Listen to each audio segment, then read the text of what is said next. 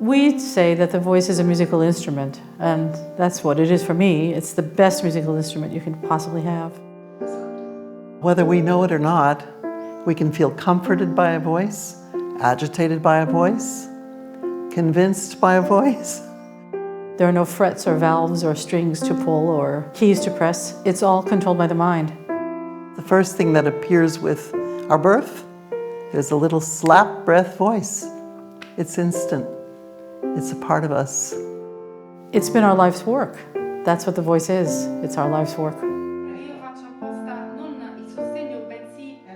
I started to study when I was 6, and by the time I was 14, I knew that I had something wrong.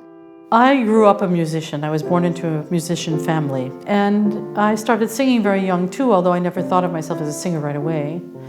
I was a perfectly natural singer. I could sing anything. I thought singing was so much easier than playing the piano because you just have to know it in your head. I had 27 teachers along the way, trying to find the ease that I lost. With some I've studied for 3 years, 10 years, only to reject it because it was not getting me where I wanted to go. It has to be an open channel. I debuted very young. I was about 20 years old when I debuted in an opera. I started having problems with my coordination because that's what voice is. Vocal balance is coordination. And people within the opera house started giving me a lot of advice. And the more advice they gave me, the more confused I got. Everything they said was against my nature. And eventually singing wasn't a pleasure anymore. When you're natural, you don't know what you're doing. And when I lost my way, I didn't know how to get back. I decided that there isn't anybody out there that's going to help me return to my balance, my original balance.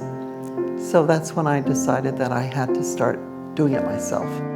Marianna was already a professional and older than me and unhappy with her singing. She was successful, but unhappy. I guess I could say the same thing. I was successful and unhappy. We began asking each other a lot of questions, and it turned into a full-time research project, and both of us made the very painful decision to stop singing. And I did a tour, and the tour took me to Osimo, and I fell in love with the beauty, the sweetness of the terrain, the hills. The sea was so close. The air was beautiful, and I thought, oh, what a beautiful place to do some research. I was, at the time, living in Florence. I was working for the opera there. And she phoned me and said, you have to come and see this beautiful place, which was something out of the 1950s when I first came here. It was in the 1980s, but they hadn't yet arrived in the modern age, and it was really something. The research took a really long time. It took 15 years. So I was already over the hill, you might say, to consider a career. At first, we really thought we would figure things out and return to the stage. But it became a full-time project. It consumed us day and night. That was it. For us, it's the most important thing we've ever discovered. We've been teaching now for 28 years, and we thought Osimo is a perfect place because the singer has no distractions. You have to get within yourself. You have to find the calm within you to do the work.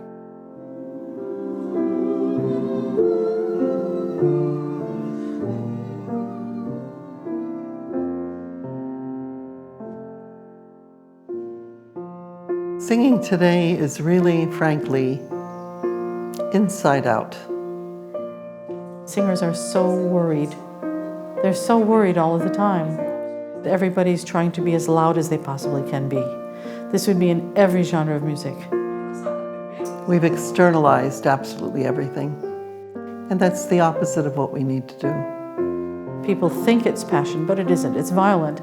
And they're hurting themselves. And apart from the physical damage, it's also very unpleasant to listen to. We're screaming from the throat.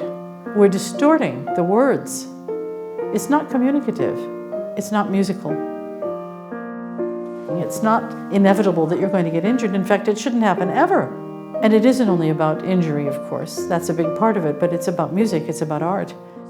We've fallen out of our heads, so the tone is imbalanced. It's no longer high in the head and deep in the body. What we see a lot of is people going to doctors all the time and going to one voice teacher, to another voice teacher, looking for quick fixes, quick answers to whatever problems they have. In other words, they're always restudying. If you study properly, you should never have to study again. Voice is balance, and you can't pretend. If it isn't easy, it isn't right. We've resorted to not singing, yelling. A yell is aggressive. The words are clumsy. You can't even hear the words anymore. So we've lost the grace of the art form.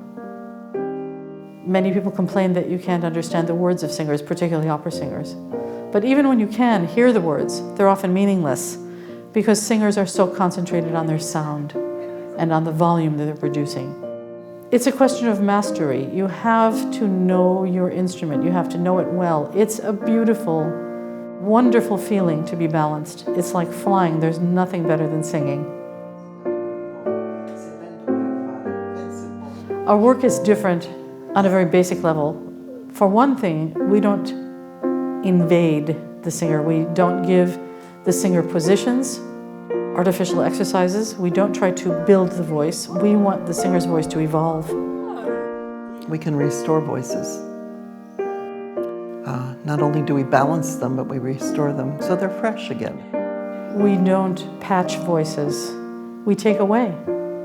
We remove any obstacle that's in the singer's way so that the singer can be herself or himself. The person returns to their nature and back to their balance. We love singing, we love singers, we love everything about singing. The world needs this. The world needs communication, direct communication. The world needs to be caressed.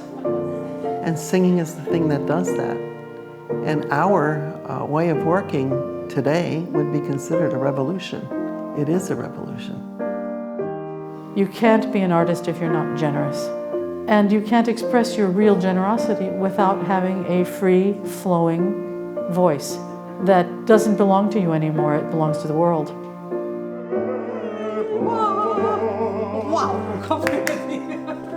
You find yourself completely. You get to know who you are.